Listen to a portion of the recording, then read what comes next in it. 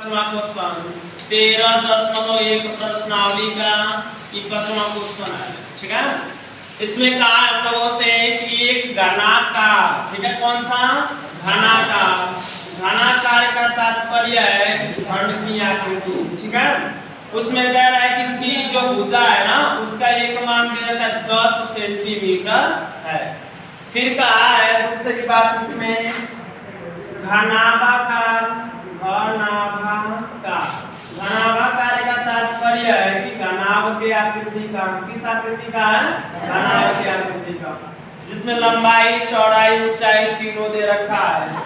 ठीक है, लंबाई क्या है तो 12.5 सेंटीमीटर, उसकी चौड़ाई कितनी है 10 सेंटीमीटर, उसकी ऊंचाई कितनी है 8 सेंटीमीटर।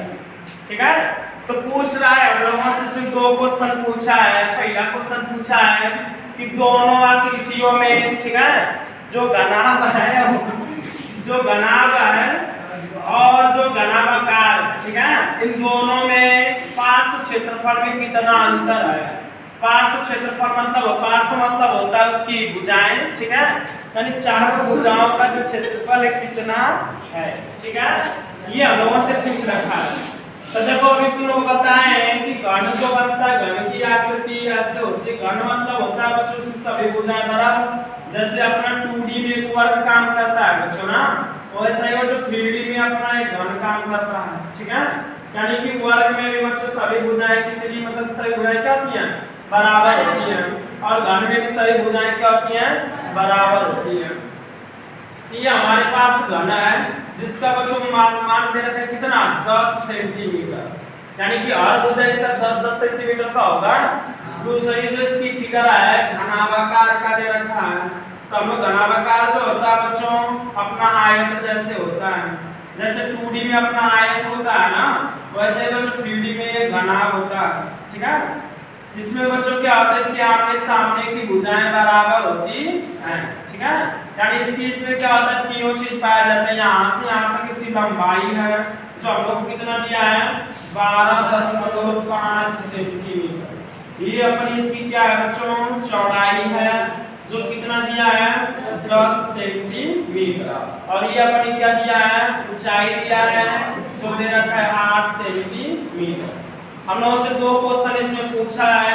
पहला क्वेश्चन पूछा है कि घन का जो घन वाली आकृति है उसका पार्श्व क्षेत्रफल और जो ये घनाभ वाली आकृति इसका पार्श्व क्षेत्रफल, दोनों के पार्श्व क्षेत्रफल में किसका क्षेत्रफल ज्यादा है और कितना ज्यादा ये पूछा है। तो दोनों का हम पार्श्व क्षेत्रफल निकालेंगे। तो बच्चों लिखोगे घनाकार का पार्श्व क्षेत्रफल, अभी तुम लोगों को फॉर्मूला पढ़ाए हैं, क्या बताया बच्चों, उसका होता है 4 इंटू भुजा का स्क्वायर। भुजा कितना है 10 सेंटीमीटर, तो 4 गुणे 10 का होल स्क्वायर, 10 का होल स्क्वायर करिएगा तो 100 होगा, और 100 में 4 का गुना करिएगा 400 सेंटीमीटर स्क्वायर होगा। और फिर हम लोग किसका निकालेंगे बच्चों, अब निकालेंगे घनाभाकार आकृति का, तो उसका भी तुम लोगों को बताए हैं। घनाभाकार के पार्श्व, ठीक है, पार्श्व क्षेत्रफल क्या होगा कभी तुम लोग बताए हैं 2 गुणे क्या होगा l plus b into h। ठीक है, 2 गुणे l का मान कितना है 12.5 प्लस b का मान कितना है 10, h का मान कितना है 8। जोड़ लो इसको जोड़िए कितना हो जाएगा, तो कितना हो जाएगा 22.5, यानी 22.5 गुणे 8, इसका 2 के इसमें गुणा करिएगा तो 22 दूनी 44, यानी कि और इसमें 10, यानी 45 गुणे 8 हो जाएगा, होगा बच्चों।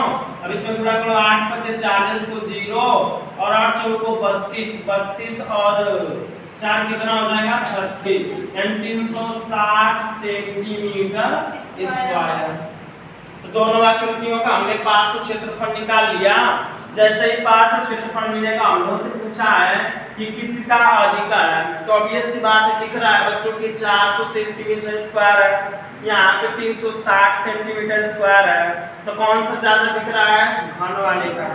फिर उसमें पूछा है कितना अधिक है, तो कितना के लिए घटा देंगे ना, तो लिखेंगे अतः। अतः क्या लिखा जाएगा? कितना मतलब कि ज्यादा, तो लिखेंगे कि अधिक। अतः मान बराबर कितना, मान उसका अधिक है तो 400 माइनस 360, यहाँ से घटाइए कितना आएगा? 40, यानी 40 सेंटीमीटर स्क्वायर क्षेत्रफल क्या है? ज्यादा है। कौन ज्यादा है? तो घन वाली आकृति का। ठीक है, ये रहा 13.1 प्रश्नावली का 5वां का पहला क्वेश्चन। दूसरा पूछ रखा है उसी में। ठीक है, तो दूसरा क्या है, उसमें हम लोगों से ना उसका पृष्ठीय क्षेत्रफल पूछ रखा है, यानी इसका पूरा निकालेंगे, फिर इसका निकालेंगे, फिर उसमें से घटाएंगे किसका ज्यादा है। ठीक है, तो इसको नोट करो, फिर अगला बताते हैं।